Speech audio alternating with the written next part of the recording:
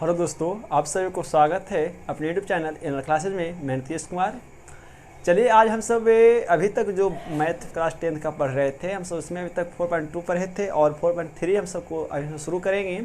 लेकिन हम आपको इस वीडियो में 4.3 पढ़ाएंगे नहीं। 4.3 में इस्तेमाल होने वाले जो कॉन्सेप्ट हैं हम उनको बताएंगे कि 4.3 में किस प्रकार से 4.3 में आने वाले प्रश्न को बनाएंगे और उसमें क्या कहता है, उसको कैसे बनाना है और उसमें कौन कौन सी बातें जो इस्तेमाल होगी वो इस वीडियो में बताएंगे। मतलब पूरा 4.3 का कॉन्सेप्ट आपको इस वीडियो में देंगे और उम्मीद है कि अच्छा लगेगा आपको और समझ में भी आएगा। हाँ, वीडियो को पूरा देखेंगे तो समझ ठीक तरीक़ा से भी आएगा और उम्मीद है कि हम आपको सिखा भी रहे हैं।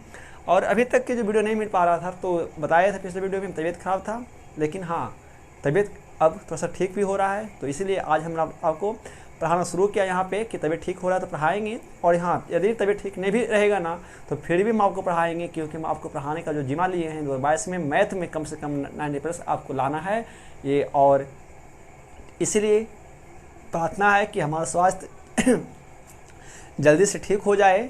आप सबकी जो दुआ और जो प्यार हमें मिल रहा है इस प्रकार से, तो स्वास्थ्य को ठीक होना ही पड़ेगा, क्योंकि आप हमारे साथ हैं और हम आपके लिए मेहनत करेंगे। स्वास्थ्य बढ़िया रहे या ना रहे फिर भी हम आपको पढ़ाएंगे। हाँ, इसी प्रकार से वीडियो को प्यार देते रहिए और चैनल पर नए हैं तो सब्सक्राइब करके बेल आइकन को प्रेस कर दीजिएगा, ताकि जब भी वीडियो डालेंगे तो समय पे नोटिफिकेशन आपको मिलता रहेगा। और मैथ आपको सीखना ही पड़ेगा, क्योंकि हमने आपको सिखाने का जो जिम्मा दिया है। चलिए, हम सब 4.3 में जो पढ़ेंगे, देखिए हम सब अभी तक कुछ बात कर ले, सुनिए। हम सब अभी तक जो क्लास 10 का मैथ पढ़ रहे थे, अध्याय 4 शुरू किए थे द्विघात समीकरण, और द्विघात समीकरण में हम सब 4.1 और 4.2 पढ़ा। 4.3 में पढ़ना है। 4.3 में हमें द्विघात समीकरण के बारे में ही पढ़ना है, लेकिन ये नहीं सोचिएगा कि मतलब जो खांसी हो रहा है तो कोरोना नहीं है, ठीक है। बताए थे जो समस्या दांत में हुआ था, ठीक है। तो चलिए, हम सब 4.3 में जो पढ़ रहे थे द्विघात समीकरण, 4.3 में हमें द्विघात समीकरण के बारे में ही पढ़ना है। लेकिन क्या करना है यहाँ पे, द्विघात समीकरण का जो मूल निकालना है वो हमें मूल्य अब गुणनखंड विधि से नहीं निकालना है। एक अलग विधि है जिसका नाम है पूर्ण वर्ग विधि, और हम सब 4.3 में द्विघात समीकरण का जो मान निकालेंगे वो पूर्ण वर्ग विधि से ही निकालेंगे। तो आइए समझते हैं पूर्ण वर्ग विधि क्या होता है और इसमें कौन कौन से बातें जो होती है जो आपको इस चैप्टर में काम देगा। वीडियो को पूरा देखिएगा और वीडियो को समझ नहीं आएगा तो पॉज करके देखेंगे, ठीक तरीका से आएगा। उससे सबसे पहले जानिए, सबसे पहले आपको बात पता होना चाहिए कि जो द्विघात समीकरण का जो रूप होता है, विस्तारित रूप, वो द्विघात समीकरण का जो रूप है वो किस प्रकार है। तो रूप है इस प्रकार ना, ax² + bx + c, जहाँ a नॉट इक्वल टू 0 होना चाहिए, यानी ये a का मान 0 से बड़ा या 0 से छोटा, लेकिन 0 के समान नहीं होना चाहिए, ठीक है। हम सब जो द्विघात समीकरण का जो मूल निकालते हैं, ठीक है, या मूल बोलिए या आप उसको बोल सकते हैं शून्य, एक ही बात है। तो देखिए क्या होता है ना कि उस द्विघात समीकरण का जो मूल आता है ना अल्फा और बीटा के रूप में, ठीक है, वो मूल दो प्रकार का आता है। एक वास्तविक मान आता है और एक काल्पनिक मान आता है। वास्तविक में भी क्या होता है कि कभी कभी आप देखिएगा कि जब द्विघात समीकरण को जब आप गुणनखंड विधि से हल करेंगे और जो भी उसका मान आएगा, x का 2 को मान आएगा, वो कभी कभी बिल्कुल एक समान आ जाता है और कभी कभी दोनों मान उसका अलग अलग आता है, ठीक है।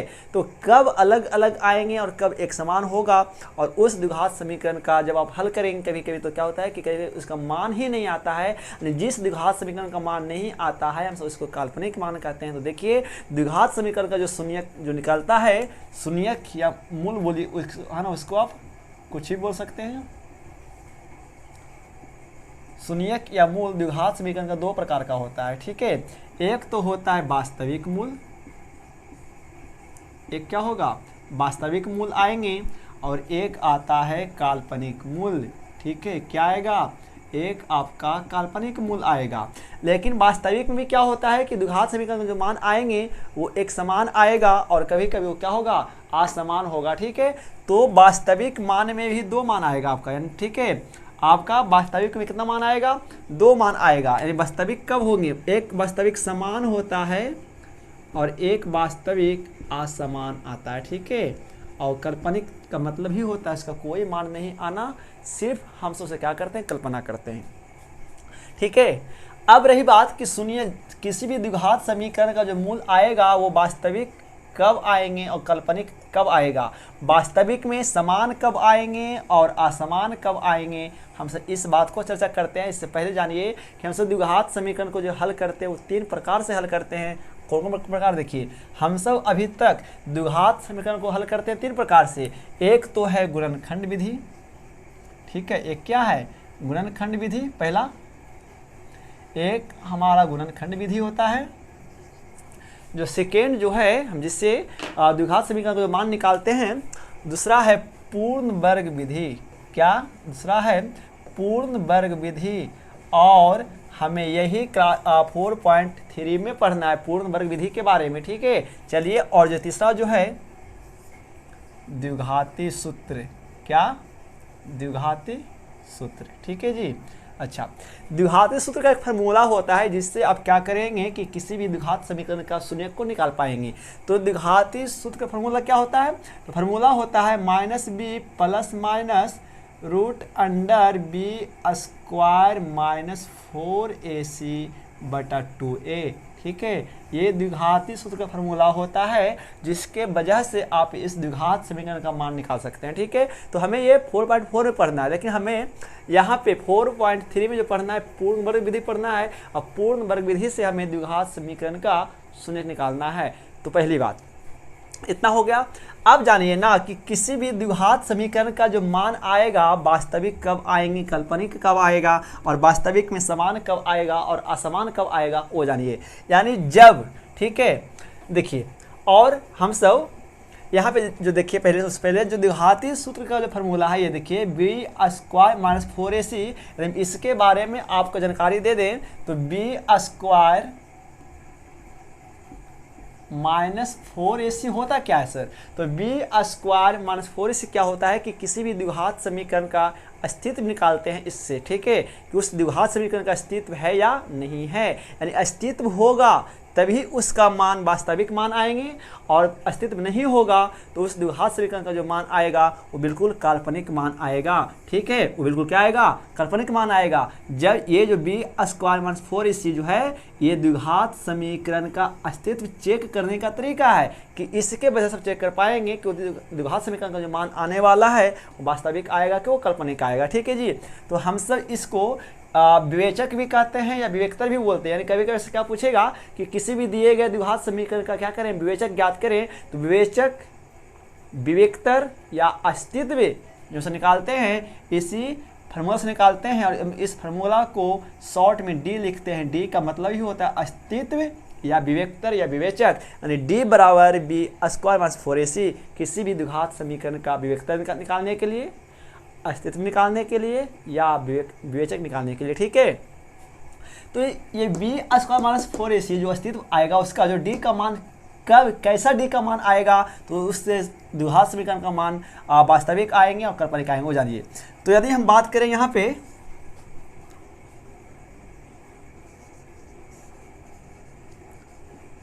द्विघात समीकरण का दो भिन्न यानी असमान, अलग अलग दो भिन्न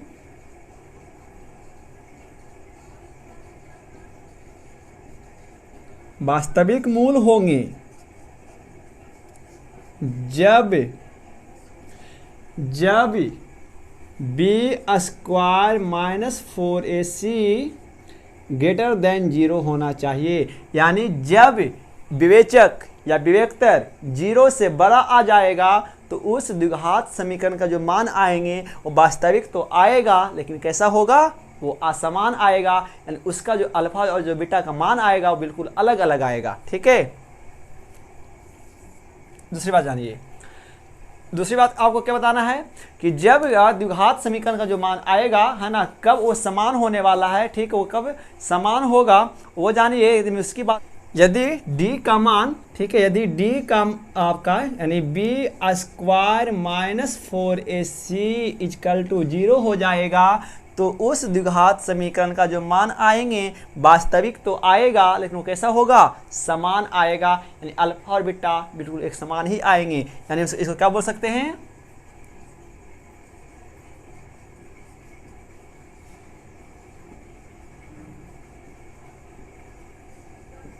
दो समान वास्तविक मूल होंगे। कब? जब बी स्क्वायर माइनस 4ac बराबर 0 होगा। ठीक है जी। तीसरा, तो ये तो हो गया वास्तविक में कब समान और कब असमान, लेकिन कब काल्पनिक आएगा वो जानिए। तो यदि जब बी स्क्वायर माइनस 4ac है ना लेस देन 0 होगा, तो उसका जो मान आएगा क्या आएगा? वो काल्पनिक आएगा, यानी उस द्विघात समीकरण का कोई मान नहीं आने वाला है। यानी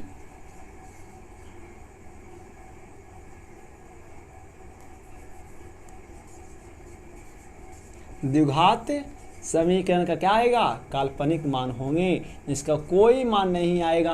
यानी डी विवेकतर 0 से छोटा आ जाएगा तो उस द्विघात समीकरण का कोई मान नहीं आएगा। यदि विवेचक अस्तित्व 0 के बराबर आएगा तो दो समान मान आएंगे, और जब विवेचक या विवेकतर 0 से बड़ा हो जाएगा तो दो भिन्न वास्तविक मान आएंगे। ठीक है, तो हमें इतना आपको 4.3 में कॉन्सेप्ट आपको जानना पड़ेगा, तभी आप 4.3 को समझ में आएगा आपको। ठीक है, हमें जो 4.3 पढ़ना है पूर्ण वर्ग विधि से, जब हम सब वहाँ पे सवाल लगाएंगे तो समझ में आएगा। एक बात और जानिए, इसके उपरांत जब हम सब पूर्ण वर्ग विधि से किसी भी द्विघात समीकरण को हल करेंगे तो हमें उसमें 2 फार्मूला का इस्तेमाल और करना है। ठीक है, उसमें हमें 2 फार्मूला का इस्तेमाल और करना है। वो जानिए कौन कौन से फार्मूला में वहाँ पे इस्तेमाल होने वाला है। ठीक है जी, वहाँ पे कौन कौन से फार्मूला हमें इस्तेमाल होगा वो जानिए।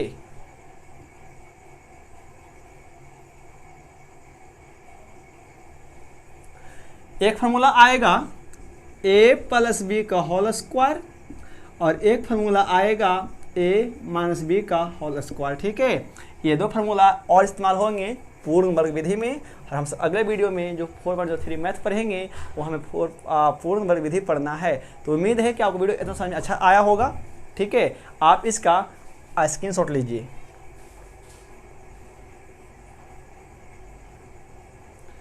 ठीक है, तो चलिए मिलते हैं अगले वीडियो में।